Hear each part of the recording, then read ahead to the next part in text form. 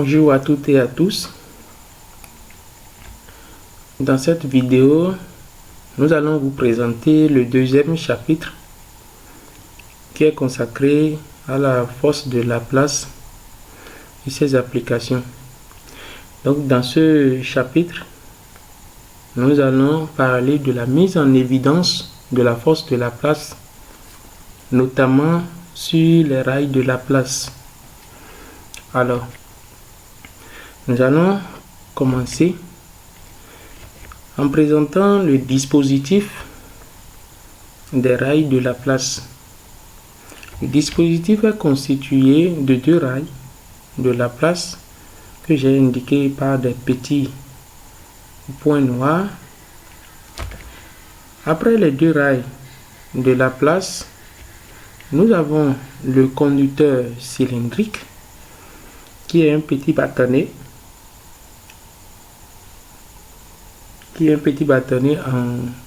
en fer, en tout cas un petit bâtonnet métallique. Après le conducteur cylindrique, nous avons l'aimant en nu. Après l'aimant en nu, nous avons une source de courant continu. Et cette source de courant continu qui alimente les fils de connexion. Et ces fils de connexion sont directement reliés aux deux rails dits de Laplace. Alors, qu'est-ce qui se passe quand on ouvre l'interrupteur? Nous constatons que le conducteur pendule est tiré de l'extrémité de l'aimant en nu vers le creux de l'aimant en nu. Nous allons regarder encore de plus près ce qui se passe. Regardez bien, quand on ferme l'interrupteur, le conducteur pendule se déplace de l'extrémité de l'aimant en nu vers le creux de l'aimant. Donc, il existe une force imaginaire que nous allons appeler la force de Laplace, qui est à l'origine de ce déplacement du conducteur pendule de l'extrémité de l'aimant en nu vers le creux de l'aimant en nu. Donc, on peut déjà imaginer la direction et le sens de cette force. D'accord? La direction qui sera parallèle au rail et le sens qui sera orienté de l'extrémité de l'aimant vers le creux de l'aimant. Alors, nous allons changer. Nous allons intervertir le pôle de l'aimant pour voir si cette force-là, les caractéristiques de cette force ne seront pas influencées par les bornes, par les pôles de l'aimant. Alors nous voilà, on a interverti et à présent on ferme l'interrupteur. D'accord? Et on augmente un peu l'intensité du courant. Nous constatons que le conducteur pendule se déplace actuellement du creux de l'aimant vers l'extrémité de l'aimant. Nous allons regarder un peu de plus près à l'armature de l'interrupteur. Voilà, le conducteur cylindrique se déplace du creux de l'aimant vers l'extrémité de l'aimant. Donc, comparativement à l'expérience précédente, la force de Laplace a maintenu sa direction, mais le sens est inversé. Allons la première expérience dans laquelle le conducteur pendule s'est déplacé vers le creux de l'aimant. Donc, le pôle qui est en haut de l'aimant, le pôle qui est en haut là, c'est le pôle nord, et le pôle qui est en bas est le pôle sud. Nous voulons déterminer bien sûr les caractéristiques de cette force. Alors, à l'intérieur de l'aimant en nu, le champ magnétique va s'orienter du pôle nord vers le pôle sud. Donc, le champ magnétique orienté du pôle nord vers le pôle sud. Le courant électrique circule de la borne positive vers la borne négative. Donc, nous allons définir un nouveau vecteur qu'on appelle le vecteur IL, dont la direction est celle du conducteur pendule et le sens est déterminé par le sens de circulation du courant électrique. Le vecteur grand I, intensité, petit l vecteur, qui donne le vecteur IL. D'accord? L est la longueur du conducteur pendule. Donc, nous représentons là la force de Laplace qui a été mise en évidence tout à l'heure. Puisque la force déplace le conducteur pendule de l'extrémité de l'aimant vers le creux de l'aimant, on peut choisir ce sens-là comme le sens arbitraire de la force dite de Laplace. Alors, nous allons nous amuser à vérifier si la base formée par ces trois vecteurs B, IL et F forme une base directe. Si cette base est directe, alors nous pouvons déjà identifier quelques propriétés du produit vectoriel que nous avons vu dans la vidéo précédente. Donc, je vais mettre le lien de cette vidéo dans la description pour ceux qui n'ont pas vu la présentation sur le produit vectoriel. Nous allons utiliser la règle du tire-bouchon pour vérifier si IL vecteur vectoriel, B vecteur peut donner le vecteur force de Laplace. Alors, et quand nous apportons le tire-bouchon et que nous faisons la rotation dans le sens IL vecteur vers B vecteur, nous constatons que le tire-bouchon s'enfonce vers le creux de l'aimant en U. Donc, le tire-bouchon s'enfonce dans le creux de l'aimant en U et ça a la même direction que la direction de la force dite de Laplace. Alors, nous pouvons déjà identifier que le produit vectoriel I vecteur vectoriel B vecteur donne le vecteur grand F. Donc vous pouvez déjà écrire dans l'ordre IL vecteur, B vecteur et grand F vecteur qui donne une base directe. Nous rappelons que l'index de la main droite, le majeur de la main droite et le pouce de la main droite écartés de cette manière forment une base directe. Index lié à l'intensité, index I, intensité I, voilà.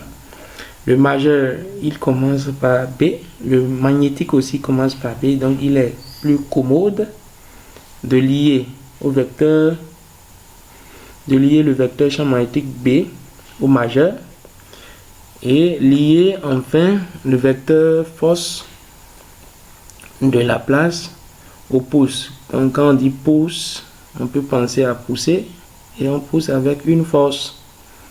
Donc il est commode de lier l'index à l'intensité, du majeur au champ magnétique, au vecteur champ magnétique et le pouce au vecteur force de Laplace. Alors, nous pouvons commencer à prédire le sens du vecteur force de Laplace par la base directe formée par l'index, le pouce et le majeur. Alors, si vous n'êtes pas encore abonné à la chaîne, nous vous remercions de bien vouloir vous abonner. Par la deuxième vidéo sur les applications de la force de Laplace et notamment sur la roue de Barlow. Nous allons maintenant vous présenter une vue de dessus. Donc on va regarder par dessus l'aimant.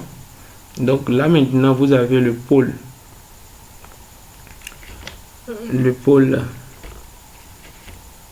sud de l'aimant, le pôle nord de l'aimant qui est en face de nous, le pôle nord qu'on voit directement. Et si on voit le pôle nord comme ça directement, ça veut dire que le pôle sud est situé de l'autre côté.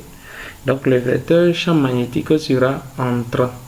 Le vecteur champ magnétique sera entrant du pôle nord qu'on voit tout proche ici vers le pôle sud qui est situé de l'autre côté de l'écran. Donc le vecteur champ magnétique est entrant.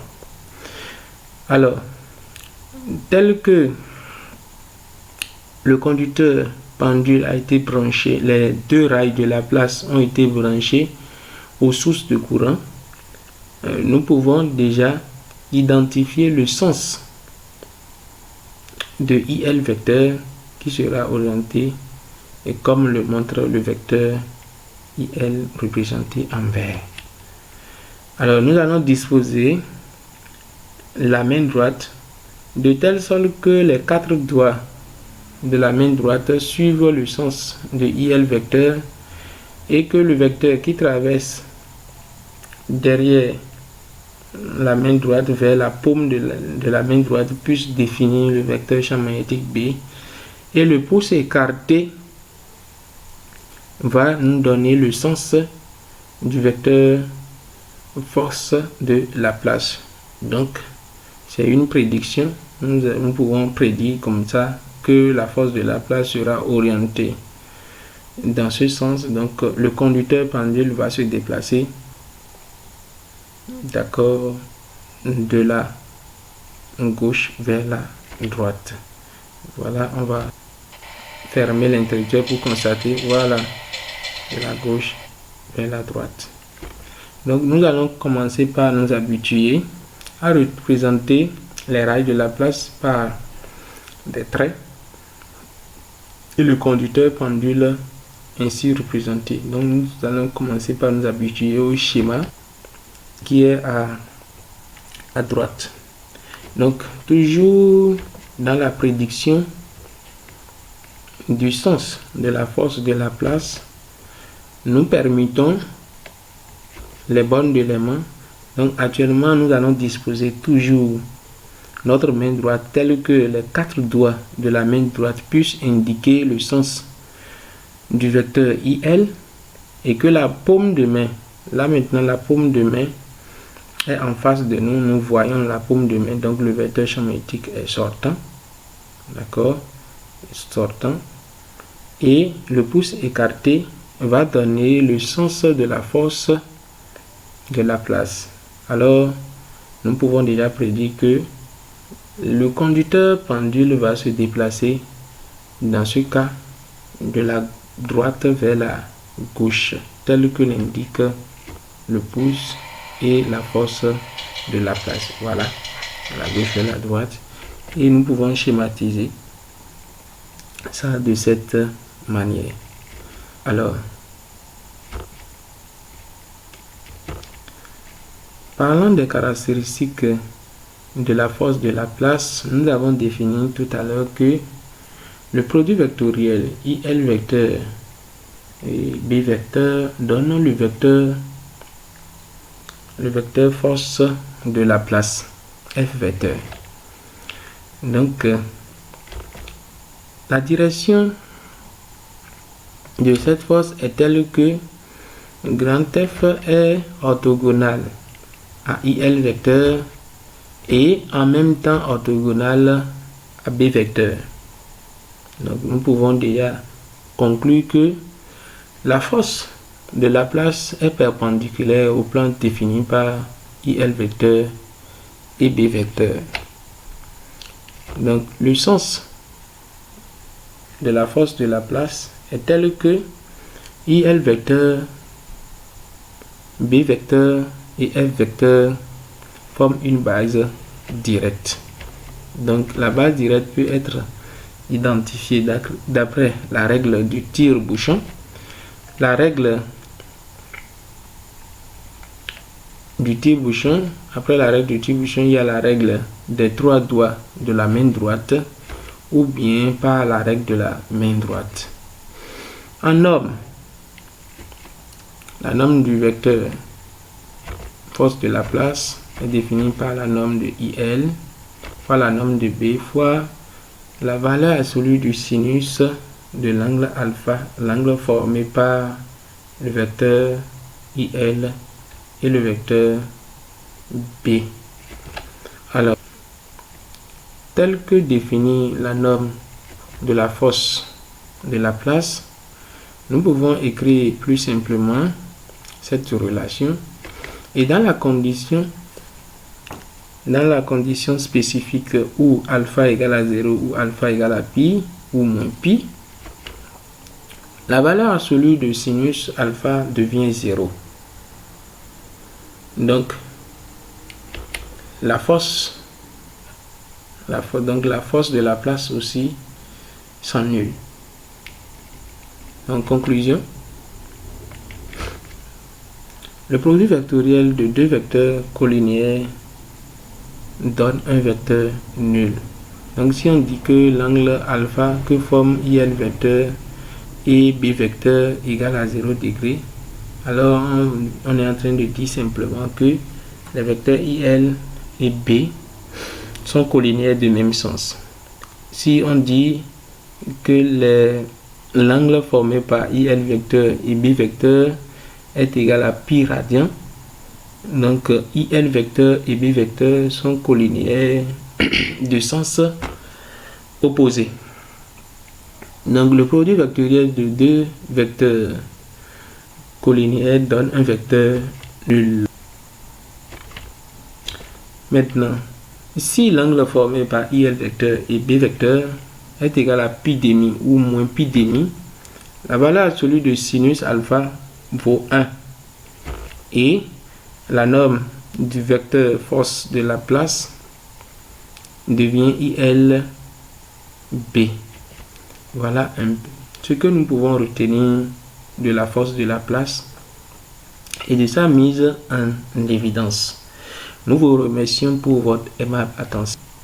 Et si vous n'êtes pas abonné à notre chaîne, c'est le moment de vous abonner pour ne pas rater la prochaine vidéo consacrée à la roue de Barlow, qui est une application de la force de Laplace. Je vous remercie.